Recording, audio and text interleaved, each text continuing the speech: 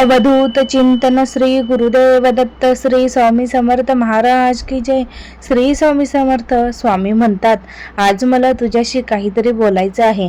बाळा, थांब थांब. हा संदेश शेवटपर्यंत नक्की ऐक, कारण आज मी तुला जे सांगणार आहे ते तुझ्या आयुष्यातील अनेक प्रश्नांची उत्तरं देईल. कदाचित तुला वाटत असेल की हा संदेश तुझ्यासाठी नाही, पण जर हा व्हिडिओ तुझ्या समोर आला असेल तर समज की त्यामागे ही माझीच इच्छा आहे. बाळा, मी पाहत आहे की गेल्या काही दिवसांपासून तुझ्या मनात खूप गोंधळ आहे. तू बाहेरून हसत असलास तरी तू आतून तुटत चालला आहेस. अनेक गोष्टी मनात दडवून ठेवून तू शांतपणे सर्व सहन करत आहे. तुझ्या डोळ्यातले अश्रू जगाला दिसत नसतील, पण मला ते स्पष्ट दिसतात. तू अनेकदा विचारतो, स्वामी, मी इतकी भक्ती करतो तरी माझ्याच आयुष्यात इतके अडथळे का? बाळा, लक्षात ठेव, सोनं अग्नीत तापवल्याशिवाय शुद्ध होत नाही. त्याचप्रमाणे माझा खरा भक्त संकटातून अधिक मजबूत बनतो. तुझ्या आयुष्यात जे काही घडत आहे त्यामागे एक मोठं कारण आहे. आज तुला जे दुःख वाटत आहे तेच उद्या तुझी सर्वात मोठी ताकद बनेल. म्हणून धीर सोडू नको. माझ्यावर विश्वास कधीही कमी करू नकोस. लक्षात ठेव, प्रत्येक गोष्टीची योग्य वेळ असते.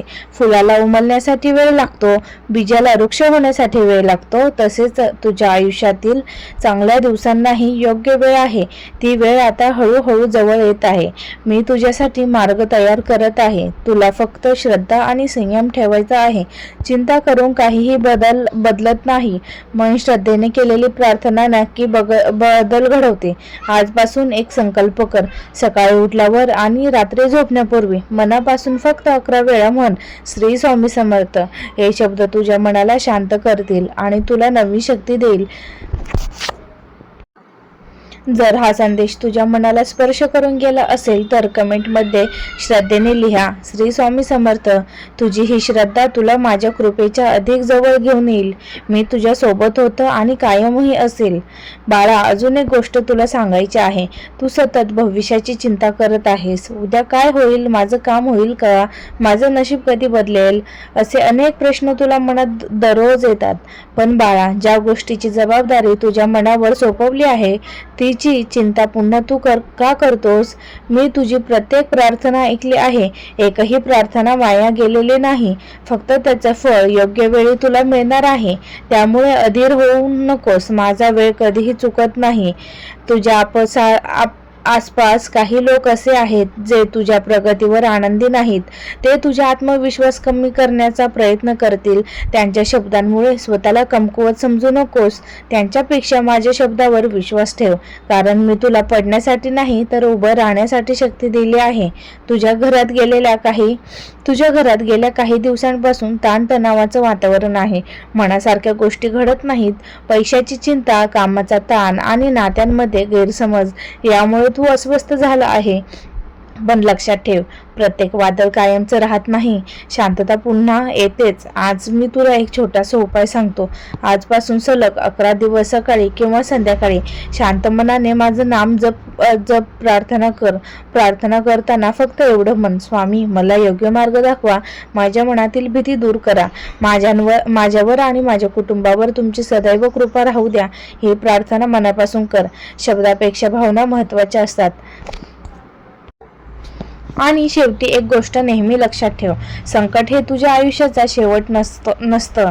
अनेकदा ते नव्या सुरुवातीची चाहूल असते. म्हणून धैर्य सोडू नको, श्रद्धा सोडू नको आणि माझं नाव सोडू नको. मी तुझ्या प्रत्येक पावलावर तुझ्या सोबत आहे. बाळा, आता मी तुला अशी गोष्ट सांगणार आहे जी प्रत्येक भक्ताने आयुष्यभर लक्षात ठेवली पाहिजे. जीवनात काही वेळ अशी परिस्थिती येते जेव्हा सर्व दरवाजे बंद झाल्यासारखे वाटतात. जवळचे लोकही साथ सोडतात. त्यांच्या विश्वास ठेवला तेच दूर जातात. अशा वेळी मनात एक प्रश्न निर्माण होतो, आता माझं कोण? बाळा, त्या क्षणी स्वतःला कधीच एकटं समजू नको, कारण सगळे जरी दूर गेले तरी मी तुझ्या सोबत उभा असतो. प्रत्येक पावलावर माझी कृपा असते. अनेक संकट अशी आहेत ज्याची तुला कल्पनाही नाही, पण माझ्या कृपेने ती तुझ्यापर्यंत पोहोचण्यापूर्वीच दूर झाली आहेत. तू अनेकदा म्हणतोस, स्वामी, मला तुमचं दर्शन का होत नाही? पण बाळा, माझं दर्शन नेहमी डोळ्यांनीच कधीच होत नाही. कधी एखाद्या योग्य व्यक्तीच्या रूपाने, एखाद्या चांगल्या विचाराच्या रूपाने, तर कधी योग्य वेळी मिळालेल्या मदतीच्या रूपाने मीच तुझ्याकडे येत असतो. आजपासून एक गोष्ट मनात कोरून ठेव, कोणचंही वाईट करू नकोस, कोणाबद्दल द्वेष बाळगू नकोस. क्षमा करायला शिक, कारण क्षमा करणाऱ्याच्या मनातच माझं खरं स्थान असतं. तुझ्या घरात प्रेम वाढू दे. आई वडिलांचा आदर कर, ज्येष्ठांचा आशीर्वाद घे, गरजूला शक्य असेल तेवढी मदत कर. लक्षात ठेव, तू दुसऱ्याच्या चेहऱ्यावर जेव्हा हसू आणतोस तेव्हा ते हसू माझ्यापर्यंत पोहोचतं.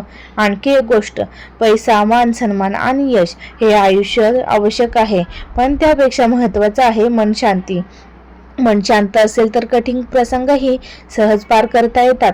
म्हणून रोज काही क्षण माझं नामस्मरण कर. त्या काही क्षणामध्ये तुझं मन नव्या ऊर्जेने भरून जाईल. बाळा, आता तुझ्या आयुष्यात बदलाची सुरुवात होणार आहे. काही चांगल्या बातम्या तुझ्या वाटेवर आहेत, पण त्या मिळाल्यानंतर अहंकार करू नकोस. यश आलं तरी नम्र राहा आणि अपयश आलं तरी धैर्य सोडू नको. मी नेहमी तुझ्या सोबत आहे. फक्त माझ्यावर विश्वास ठेव, चांगले कर्म करत राहा आणि कोणत्याही परिस्थितीत श्रद्धा सोडू नकोस. तुझ्या आयुष्याचा सुंदर काळ जवळ येत आहे. बाळा, आता हा संदेश मन लावून ऐक, कारण पुढची गोष्ट तुझ्या आयुष्यासाठी खूप महत्त्वाची आहे. अलीकडे तुझ्या मनात एक इच्छा सतत फिरत आहे. तू ती फक्त इच्छा कोणालाही सांगितलेली नाही. रात्री शांतपणे माझ्या समोर बसून तू तिच्यासाठी प्रार्थना करतोस. बाळा, माझ्या मनातला प्रत्येक शब्द माझ्यापर्यंत पोहोचतो. तुला काहीही बोलण्याची गरज नाही. तुझ्या डोळ्यांतून वाहणारे अश्रू ही माझ्यासाठी प्रार्थना आहे. पण लक्षात ठेव, प्रत्येक इच्छा लगेच पूर्ण झाली तर माणूस संयम विसरतो. म्हणून मी तुला थोडा वेळ थांबवत आहे. हा विलंब शिक्षा नाही, तर तुझ्या भविष्यासाठीची तयारी आहे. जेव्हा योग्य वेळ येईल तेव्हा तुला मिळणारे फळ तुझ्या कल्पनेपेक्षाही मोठे असेल. बाळा, काही लोक तुझ्याबद्दल चुकीचे बोलतील, काही जण तुझ्या अपयशावर असतील, काही जण तुझा विश्वास तोडण्याचाही प्रयत्न करतील, पण त्यांच्याकडे लक्ष देऊ नको, कारण जे लोक तुझी किंमत ओळखत नाहीत त्यांच्यासाठी स्वतःची शांतता गमावू नको. तुझ्या घरावर आणि माझी कृपादृष्टी आहे. कदाचित आज परिस्थिती कठीण असेल, पण ही वेळ कायमची नाही. जसं पावसानंतर आकाश निरभ्र होतं, तसं तुझ्या जीवनातील आनंदाचा सूर्य उगवणार आहे. एक गोष्ट कायम लक्षात ठेव, तुझ्या हातून जेवढं चांगलं काम होईल तेवढं करत राहा.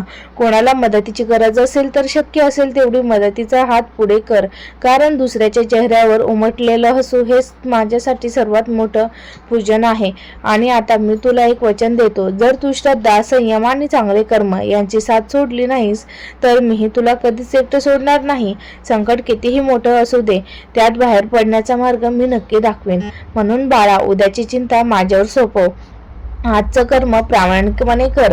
प्रत्येक सकाळी हसून दिवसाची सुरुवात कर आणि प्रत्येक रात्री माझं नाव घेऊन शांत झोप. तो दिवस दूर नाही जेव्हा तू मागे वळून पाहशील आणि म्हणशील, स्वामी, त्या कठीण दिवसांत तुम्ही माझा हात सोडला नाही, म्हणूनच आज मी इथे उभा आहे. माझे आशीर्वाद सदैव तुझ्या आणि तुझ्या कुटुंबावर राहोत.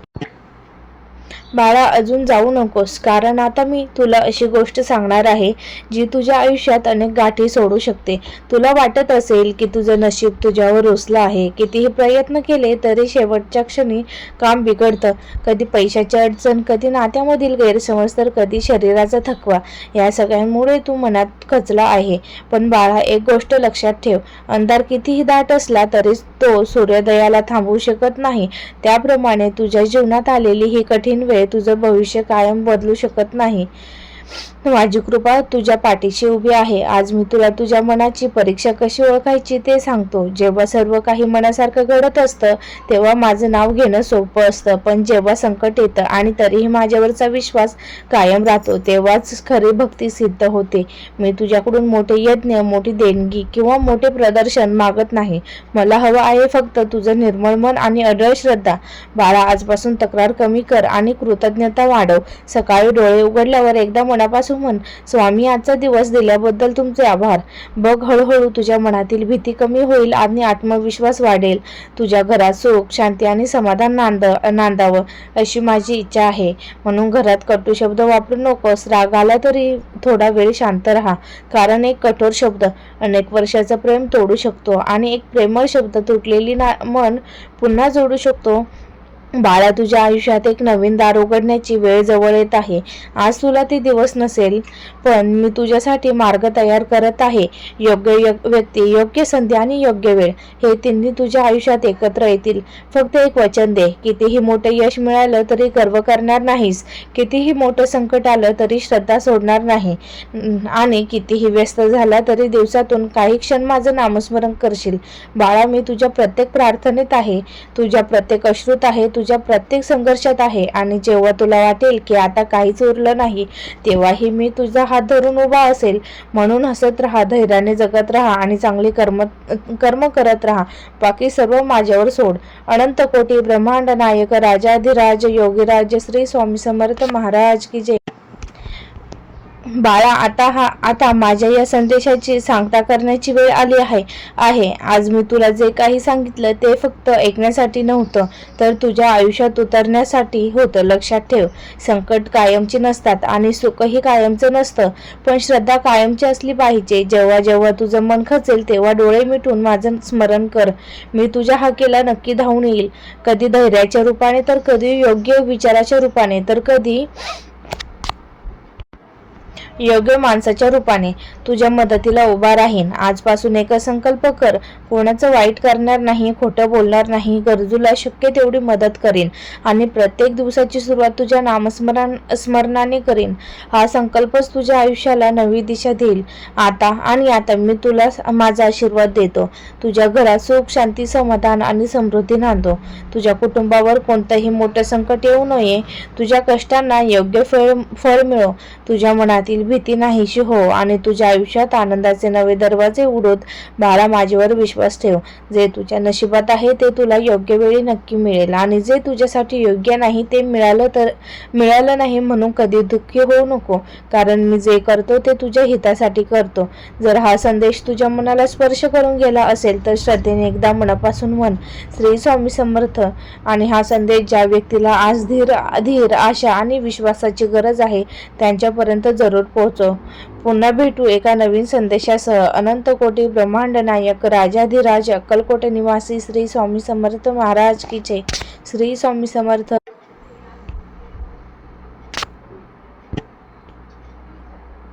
आणि हा संदेश जास्तीत जास्त स्वामी भक्तांपर्यंत पोहोचवण्यासाठी हा व्हिडिओ शेअर करा. कदाचित तुमच्या एका शेअरमुळे एखाद्या निराश व्यक्तीला धैर्य आणि आशा आणि विश्वास मिळेल.